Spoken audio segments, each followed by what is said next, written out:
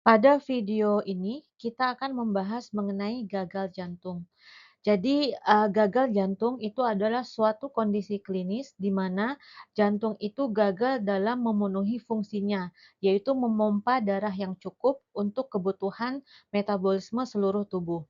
Nah, secara mekanismenya atau patofisiologinya, gagal jantung itu disebabkan dua hal. Yang pertama, gagal jantung sistolik atau, gangguan jantung dalam memompa.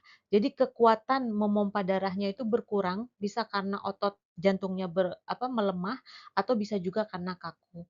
Yang kedua yaitu gagal jantung diastolik atau ada gangguan dalam pengisian darah di jantung.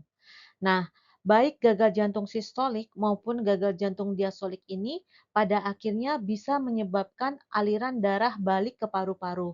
Nah, ini menyebabkan penumpukan cairan di paru atau congestion. Karena itu, gagal jantung ini juga sering disebut sebagai gagal jantung kongestif. Nah, untuk gagal jantung sistolik, itu gangguannya ada di memompa darahnya. Jadi kekuatan jantung dalam berkontraksi atau memompa darah itu, berkurang. Nah, secara definisi, gagal jantung sistolik itu dikatakan apabila ejection fraction-nya kurang dari 40%. Nah, sebelum kita bisa memahami apa itu ejection fraction, kita harus, membahas dulu mengenai beberapa konsep. Yang pertama, curah jantung atau cardiac output. Jadi, jumlah darah yang dipompa oleh jantung dalam setiap menit itu dinamakan cardiac output atau curah jantung. Nah, cardiac output itu adalah pengalian dari stroke volume, dikalikan heart rate. Heart rate ini denyut jantung dalam, 1 menit. Sedangkan stroke volume itu atau isi sekuncup itu adalah jumlah darah yang dipompa jantung dalam setiap kontraksi atau dalam setiap memompa, itu jumlahnya dinamakan stroke volume. Normalnya sekitar 70 mili. Jadi pada keadaan istirahat, normal itu 70 mili. Nah, jadi cardiac output, seseorang yang mengalami, heart rate misalnya 75 kali per menit, stroke volumenya 70, berarti cardiac output-nya dalam 1 menit itu adalah sekitar 5.000 mili lebih atau sekitar 5 liter per menit. Nah, yang harus kita pahami adalah bahwa dalam setiap memompa darah ya, ventricle ini tidak semua darah itu yang ada di ventricle itu dipompakan. Jadi hanya sebagian saja yang dipompakan. Nah, seluruh jumlah darah yang ada di ventricle sesaat sebelum kontraksi itu dinamakan end diastolic volume. Normalnya itu adalah sekitar 110. Jadi, kalau kita punya, pasien dengan stroke volumenya 70 mili, sedangkan end diastolic volumenya adalah 110 mili tadi. Jadi, dibagi saja 70 dibagi 110, 63%. Inilah ejection fraction. Jadi jumlah, stroke volume dibagi dengan end diastolic volume atau jumlah darah yang ada di dalam ventricle sesaat sebelum dipompakan. Terutama ventricle kiri ya, karena kalau kita bicara tentang stroke volume atau cardiac output itu, lebih ke ventricle kiri, karena ventricle kiri itu yang memompa darah ke seluruh tubuh, jadi jumlahnya akan lebih banyak. Sedangkan ventricle kanan itu memompa darahnya ke paru-paru. Oke, terus bagaimana yang dikatakan dengan, ejection, fraction yang kurang atau yang, dikatakan gagal jantung sistolik. Jadi contohnya adalah apabila pasien itu, stroke volumenya hanya 40 mili, sedangkan tadi, end diastolic volumenya adalah 110. Jadi 40 dibagi 110 hanya sekitar 36%.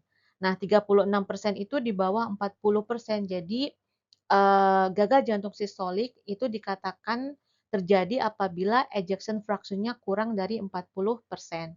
Nah, kita bisa tahu pasien itu berapa stroke volumenya dan berapa end diastolic volumenya itu dari pemeriksaan ekokardiografi atau USG jantung atau bisa juga dari pemeriksaan MRI jantung. Ya, jadi, gagal jantung sistolik itu adalah gagal jantung dengan penurunan, ejection fraction atau yang ini, heart failure with reduced ejection fraction. Nah, sedangkan pada gagal jantung diastolik, itu kekuatan pompa ventrikelnya itu normal, tetapi yang menjadi masalah adalah kemampuan pengisian darah di ventrikel. Jadi ventrikelnya itu tidak meregang atau tidak berdilatasi sebagaimana mestinya. Sehingga kita lihat di sini total volume darah yang ada di ventrikel sesaat sebelum dipompa itu juga menurun. Nah, hal ini juga, disebut sebagai penurunan preload. Kita tahu kalau terjadi penurunan preload itu juga akan menyebabkan terjadi penurunan stroke volume.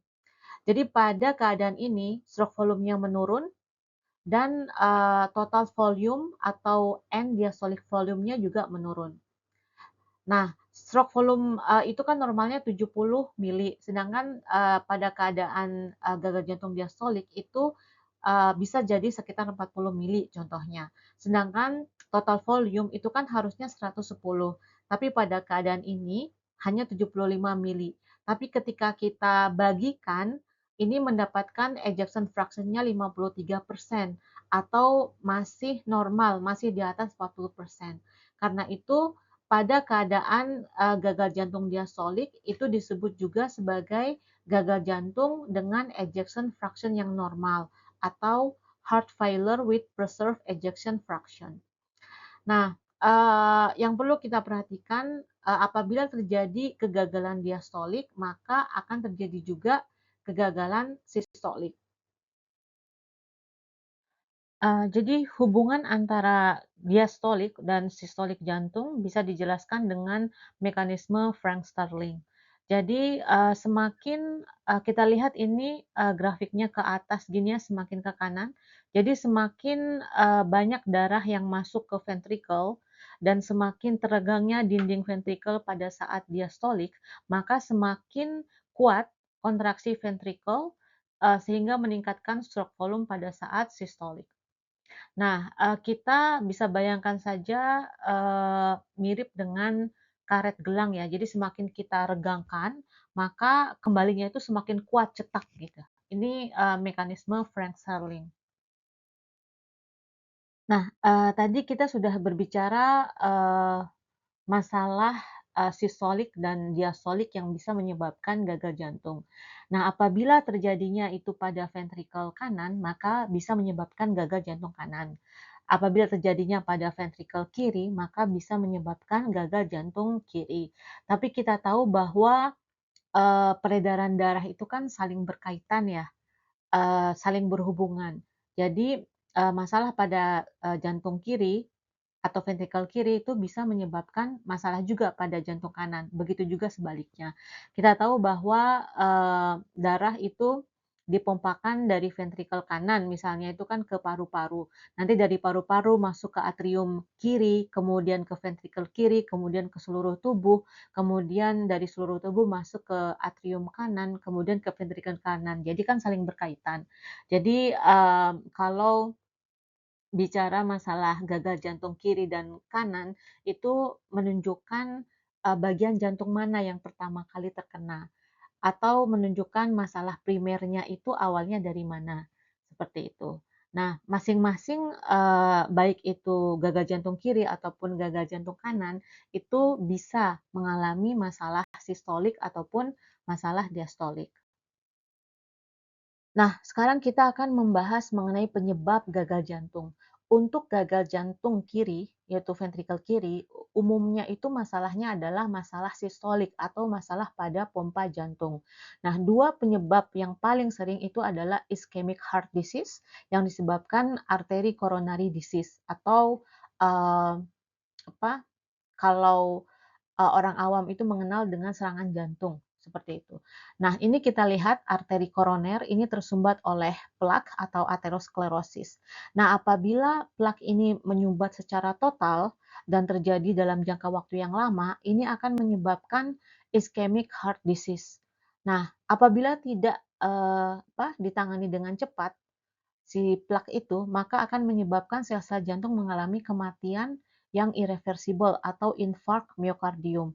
Nah, sel-sel mati pada miokardium itu tidak bisa berkontraksi sama sekali. Jadi ketika ventrikel itu mengalami sebagian selnya mengalami kematian akibat ischemic heart disease, maka akan terjadi penurunan kekuatan kontraksi otot karena sel-sel jantung yang mati tidak bisa berkontraksi sama sekali. Nah, penyebab umum yang paling sering yang kedua yaitu hipertensi kronis.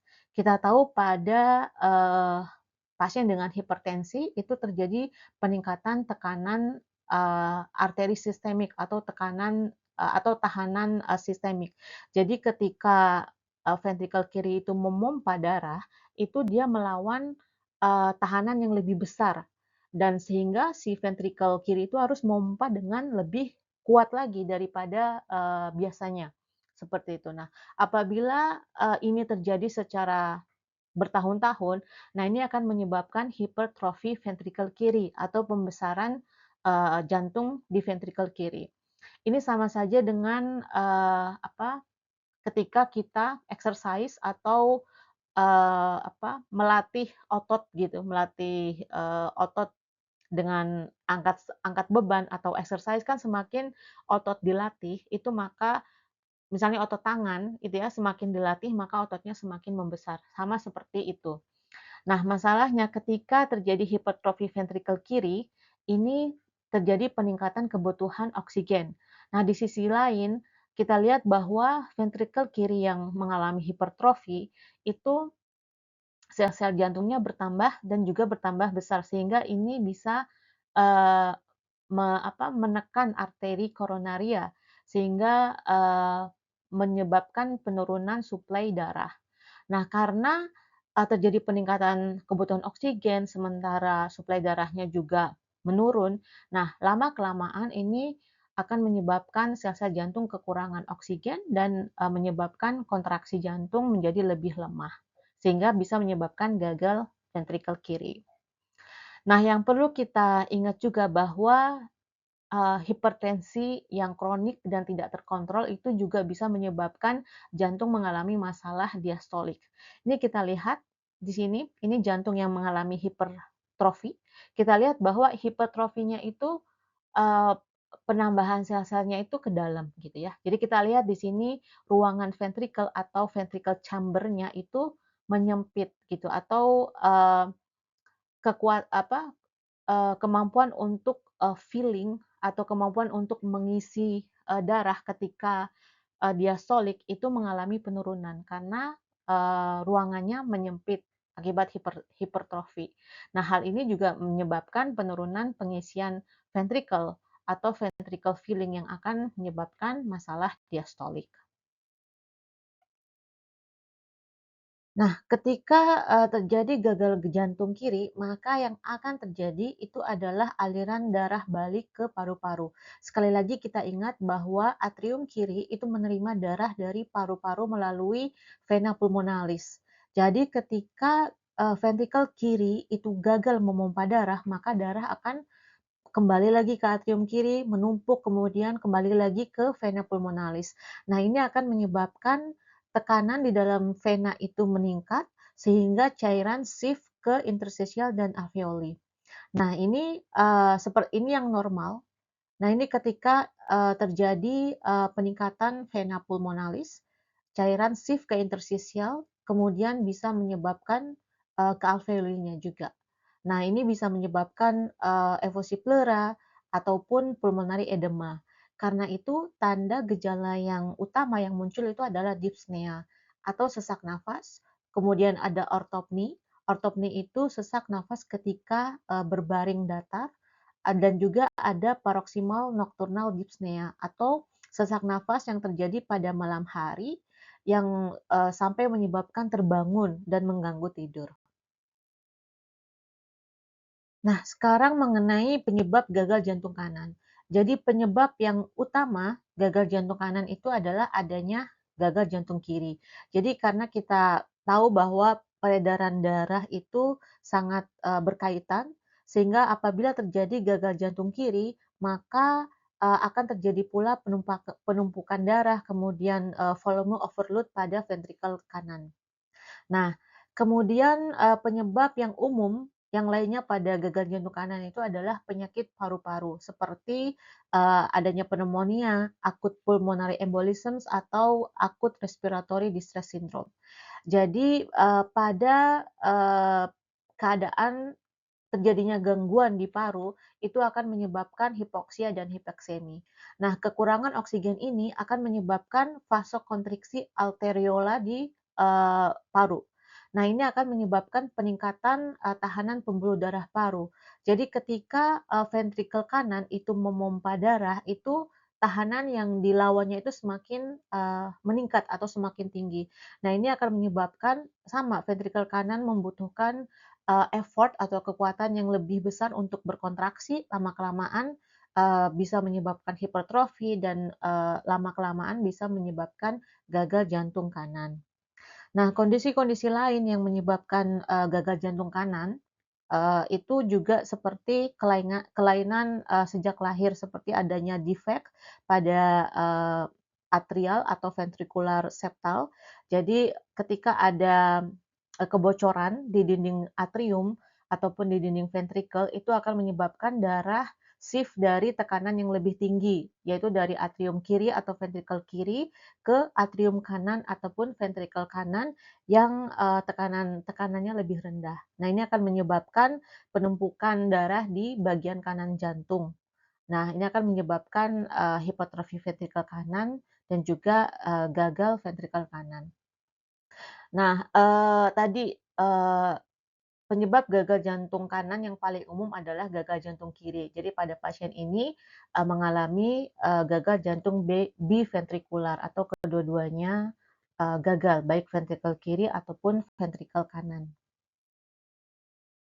Nah, pada, gagal jantung ventrikel kiri tadi, darah itu akan balik ke paru-paru. Sedangkan pada gagal jantung ventrikel kanan, darah itu akan balik ke atrium kanan, kemudian kemudian ke vena sistemik. Karena kita tahu atrium kanan itu menerima darah dari vena cava superior, bagian atas tubuh, ataupun dari vena cava inferior, jadi dari seluruh tubuh dari bagian bawah. Nah, karena itu tanda dan gejalanya adalah eee, hipoksemia dan juga penumpukan atau kongesti vena sistemik. Jadi pasien datang dengan sesak nafas, edema perifer, jadi bengkak pada, tungkai bawah kaki, anasarka atau edema bengkak pada seluruh tubuh, kemudian asites. Asites itu, penumpukan darah di rongga peritoneum, jadi perutnya membesar, dan juga, distensi vena jugularis karena, eee terjadi juga penumpukan, darah di vena cava superior. Jadi darah, dari seluruh tubuh bagian atas itu juga akan mengalami, penumpukan dan akan, lebih sulit masuk ke dalam atrium kanannya karena di ventrikel kanan mengalami gangguan, ventrikel kanan, seperti itu. Gagal jantung ini merupakan kondisi klinis yang ditegakkan, diagnosanya berdasarkan tanda, gejala, dan juga pemeriksaan fisik. Nah, pemeriksaan penunjang, yang, dapat membantu penegakan diagnosa pada gagal jantung itu diantaranya ekokardiografi atau USG jantung. Ini untuk melihat fungsi jantung, termasuk volume darah di ventrikel dan juga ejection fraction. Dari X-ray, bisa dilihat ada tidaknya pembesaran jantung, ada tidaknya pulmonary edema ataupun efusi pleura. EKG juga penting ditegakkan untuk, seperti keadaan, menyingkirkan ischemic heart disease ataupun aritmia. Analisa gas darah juga untuk melihat status oksigenasi pasien dan juga D-dimer.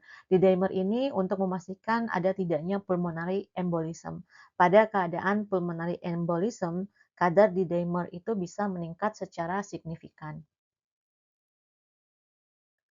Saya akan, membahas sedikit, mengenai treatment pada pasien dengan gagal jantung, karena pengobatannya akan sangat tergantung pada kondisi klinis pasien dan juga penyebab, gagal jantung. Obat-obatan yang biasanya digunakan untuk meningkatkan fungsi jantung pada pasien-pasien ini, termasuk, di antaranya ACE inhibitors. Ini fungsinya, untuk mendilatasi pembuluh darah sehingga, bisa menurunkan beban kerja jantung. Kemudian diuretics, diuretics ini nanti akan, mengurangi penumpukan cairan dalam tubuh yang juga akan pada akhirnya bisa menurunkan beban kerja jantung dan juga obat-obatan anti aritmia. Sebenarnya banyak sekali treatment yang terkait dengan pengobatan gagal jantung ini.